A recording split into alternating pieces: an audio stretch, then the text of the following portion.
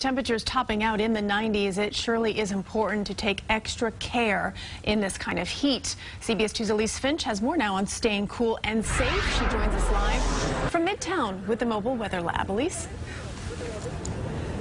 Hey, Christine, you're right. We have the Mobile Weather Lab here on 8th Avenue. As I swing around to the back, take a look at this temperature. It's not an official temp, but we do have a reading, at least in this spot, in the sun, of 97 degrees. You factor in the humidity, it feels like 105 degrees. And according to doctors, it is the humidity that is most dangerous when you get a hot day like this.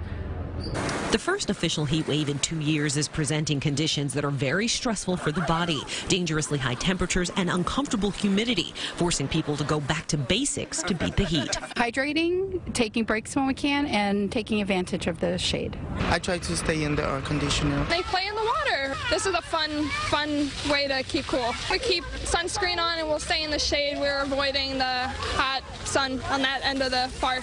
Dr. Robert Glatter is an emergency room physician at Lenox Hill Hospital. He says typically the humidity is a bigger problem than the 90-degree temperatures. When you have high humidity, you can't sweat effectively. And sweating is how we cool our bodies. So our body temperatures, our core temperature rises, leading to heat exhaustion and, in severe cases, heat stroke.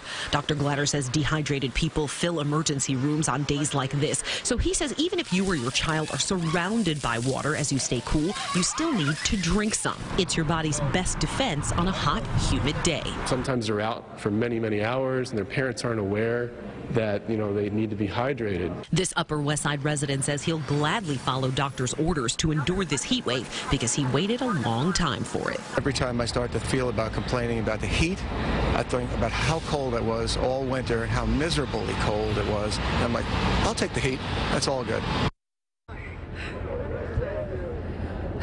Now, we do have some relief to look forward to over the next couple of days. We will have some scattered showers and some thunderstorms that are going to lower our temperatures, but only by a couple of degrees, and certainly very slowly. Until then, you definitely want to do all that you can to beat the heat. We are live in Midtown with the Mobile Weather Lab. Elise Finch, CBS 2 News. All right, Elise, and you can certainly have the forecast in the palm of your hand with the CBS New York Weather app. It is free in the iTunes Store.